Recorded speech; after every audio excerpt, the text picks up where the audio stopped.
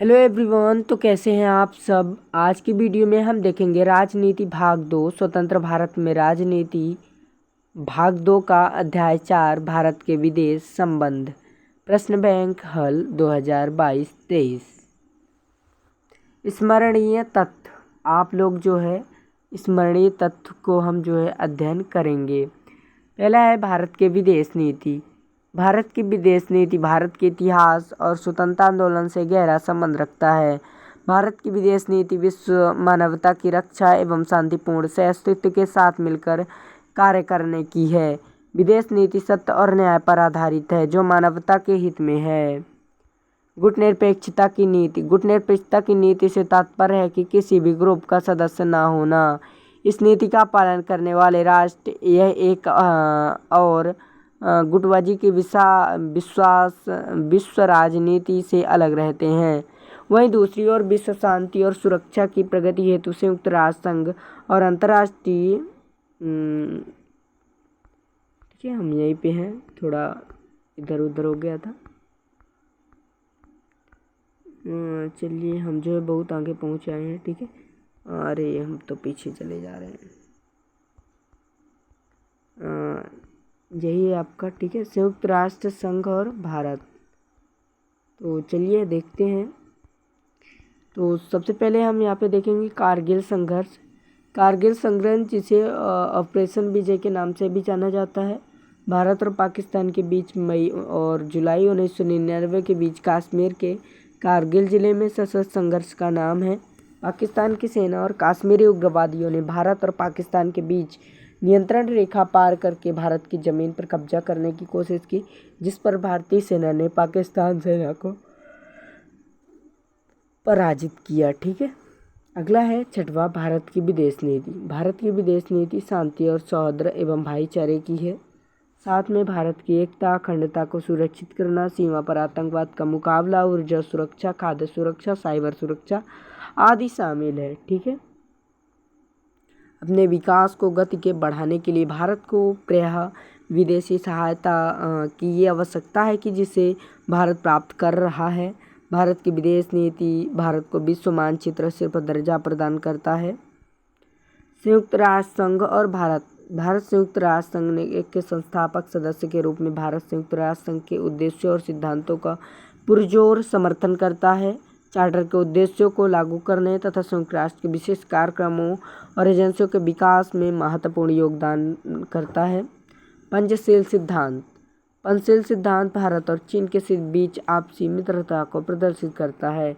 यह सिद्धांत भारत और चीन के बीच एक दूसरे की प्रवक्ता व प्रादेशिक अखंडता का सम्मान करना, दूसरे पर आक्रमण न करना, एक दूसरे के घरेलू मामले में सेब की नीति है, जिसे भारत और चीन ने मिलकर के समझौता किया था।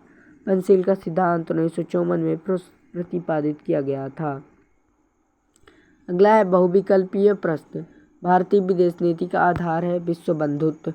भारत ने पंचशील सिद्धांत पर हस्ताक्षर किए चीन के साथ। गुटनिरपेक्ष आंदोलन के नेता है पंडित जवाहरलाल नेहरू। पंचशील की घोषणा हुई थी 1954 में। नेशनल आर्मी का गठन किया गया था चंद्रशेखर आज़ाद। ठीक है, किसने किया था? तो नेशनल आर्मी का गठन चंद्रशेखर आज़ाद ने। शिमला समझौता कब हुआ? 1972 में। युगोस्लाविया की राजधानी बेलग्रेड है। चीन एशिया महाद्वीप में स्थित है। कारगिल संघर्ष भारत और पाकिस्तान के बीच हुआ। भारत के प्रथम परमाणु निरीक्षण 1947 को हुआ। भारत के प्रथम विदेश मंत्री पंडित जवाहरलाल नेहरू हैं। 2014 में चीन के राष्ट्रपति शी जिनपिंग थे। पंचशील 1962 में। दलाई लामा तिब्बती धार्मिक नेता। अब जो एवरीवन, ये दो में डाउट था तो इसलिए हमने नहीं लिखा है। अगर आपको पता है तो आप कमेंट बॉक्स में हमें बता सकते हैं, हम आपकी कमेंट की प्रतीक्षा करेंगे। पंचशील सिद्धांत दिया भारत और चीन ने दिया। ठीक है, ताशकंद समझौता 1966 में हुआ। शिमला समझौता किसके बीच हुआ? तो भारत और चीन के। विदेश नीति क्या है? अंतर्राष्ट्रीय जगत में नीति निर्धारण। मई 2016 में भारत के राष्ट्रपति थे प्रणब मुखर्जी।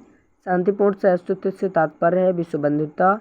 भारत चीन युद्ध के समय भारत के रक्षा मंत्री थे BK कृष्ण मेनन। भारत का प्रथम परमाणु परीक्षण हुआ था 1947। 77 का चयन कीजिए। भारत चीन युद्ध 1965 में हुआ था, बिल्कुल गलत। भारत पाकिस्तान युद्ध 1971 में हुआ, 100% सही। शिमला समझौता अटल बिहारी वाजपेयी संलग्न थे, बिल्कुल गलत। ताशकंद समझौता 1976 में हुआ, तो ये जो है आपका हो जाएगा असत्य, ठीक है। क्या हो जाएगा? गलत हो जाएगा, ठीक है। चलिए अगला देखते हैं, ठीक है। अगला थोड़ा अगला है आप सबका, अगला है भारतीय विदेश नीति के निर्माता पंडित नेहरू हैं, तो ये आपका बिल्कुल सत्य हो जाएगा। भारत की विदेश नीति का आधार शांतिपूर्ण सहिष्णुता है, तो ये हमने आपको ऊपर ही बताया सकते हैं। विश्व बंधुत्व से तात्पर्य सारे विश्व के मानवों से बंधुभाव से है। पंचशील सिद्धांत का विषय है देशों के बीच एक दूसरे के प्रभुसत्ता, प्रादेशिक अखंडता का सम्मान, एक दूसरे को अनाक्रमण, एक दूसरे के घरेलू मामले में हस्तक्षेप और आपसी लाभ और शांतिपूर्ण सहजीवन से है। सार्क संगठन में देश शामिल थे तो बांग्लादेश, भूटान, भारत, मालदीव, नेपाल, श्रीलंका और पाकिस्तान देश शामिल है। अफगानिस्तान 2007 में सदस्यता हासिल की। भारत के पड़ोसी देश कौन कौन से हैं? तो नेपाल, बांग्लादेश, भूटान, म्यांमार, श्रीलंका, मालदीव। निशस्त्रीकरण क्या है? निशस्त्रीकरण विनाशकारी हथियारों, अस्त्र शस्त्रों के उत्पादन रोक लगाना अथवा उपलब्ध विनाशकारी हथियारों को नष्ट करने से है। विदेश नीति किसी देश की विदेश नीति, जिसे विदेशी संबंधों की नीति भी कहा जाता है, अपने राष्ट्रीय हितों की रक्षा के लिए और अंतर्राष्ट्रीय संबंधों के वातावरण में अपने लक्ष्यों को प्राप्त करने के लिए राज्य द्वारा चुनी गई स्वाहितकारी रणनीतियों की समूह होती है। संयुक्त राष्ट्र संघ के 3 प्रमुख उद्देश्य: अंतर्राष्ट्रीय शांति और सुरक्षा के विरोधी तत्वों को रोकना, राष्ट्रों के मध्य मैत्री संबंधों को बढ़ाने के लिए उचित कदम बढ़ाना, आर्थिक, सामाजिक तथा मानवतावादी समस्याओं के समाधान में अंतर्राष्ट्रीय सहयोग प्राप्त करना। सार्क संगठन में भारत की भूमिका को समझाइए।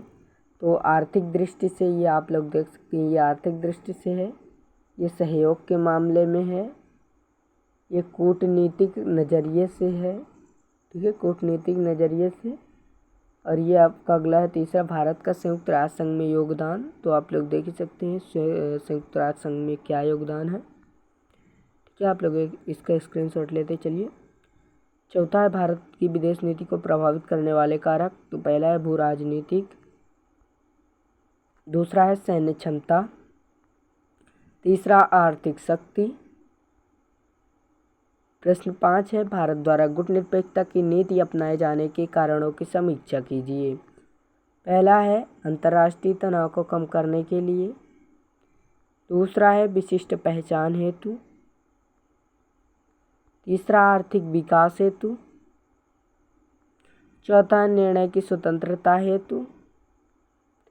भारत की विदेश नीति के समृद्धि का आधार क्या है? ये आपका बहुत ही बेहद इम्पोर्टेंट प्रश्न है, व्याख्या भी करना है। तो आधुनिक समय में राष्ट्रीय आर्थिक विकास राष्ट्रों के जीवन का महत्वपूर्ण पहलू बन गया है।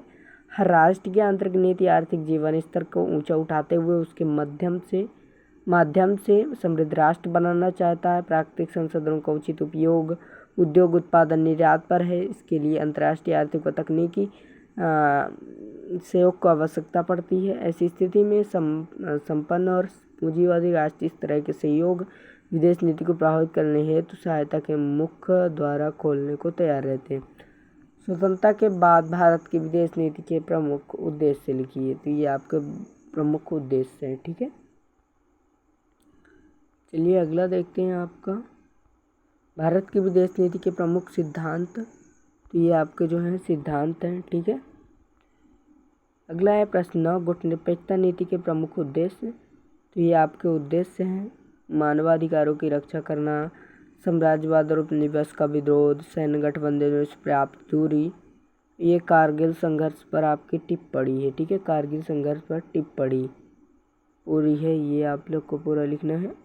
भारत की परमाणु नीति को समझाना है, तो ये आप लिख लेंगे पूरा का पूरा, ठीक है। और अपने साथियों को भी शेयर कर देंगे ताकि वो भी भटके ना कहीं। और आप लोग ये चैनल को सब्सक्राइब जरूर कर लीजिएगा, अन्यथा दोबारा आपको नहीं मिल सकता। ठीक है। अगला है अध्याय 5 कांग्रेस प्रणाली, चुनौतियाँ और पुनर्स्थापना। हम देखेंगे इसको अगले वीडियो के माध्यम से। इस वीडियो में इतना ही, मिलते हैं अगले वीडियो में, तब तक के लिए जय हिंद, वंदे मातरम।